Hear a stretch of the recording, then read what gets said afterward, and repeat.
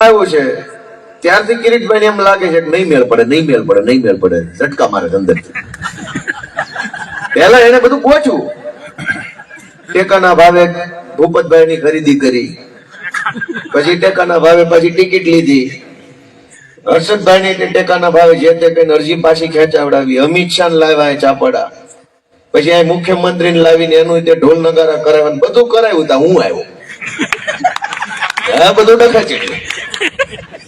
પણ હું એનોય વિરોધી નથી, હું કોઈનો વિરોધી નથી. હું તો એમ તો ભલે ઈ જીતે જાઉં. હું આજે આ ગામમાંથી કહેતો જાઉં છું, મારો સંદેશ કાલ ને કાલ ત્યાં પહોંચી જાય તો મારું કામ આસાન થઈ જાય. મારે આ રોજ ઉઠીને ક્યાં બળતરા કરવી?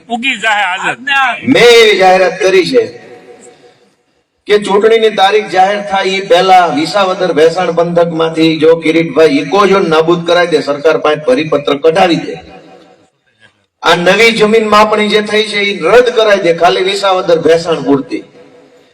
આ ભેસાણ પંથકની સહકારી મંડળીમાં જે 100 કરોડનું કૌભાંડ થયું છે એ ખેડૂતોના બોજા માફ કરી દે, એની હાથ બારો ચોખ્ખી કરાવી દે.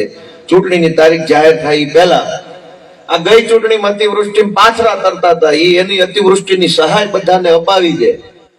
ભાજપની કેન્દ્રની સરકારે 5 લાખની વગર વ્યાજની લોન જાહેર કરી છે, આ વર્ષમાં તે કિરીટભાઈ હમણાં ચૂંટણી પહેલા અપાઈ દે તો મારે ફોર્મ જ નથી ભરવું, એનું કામ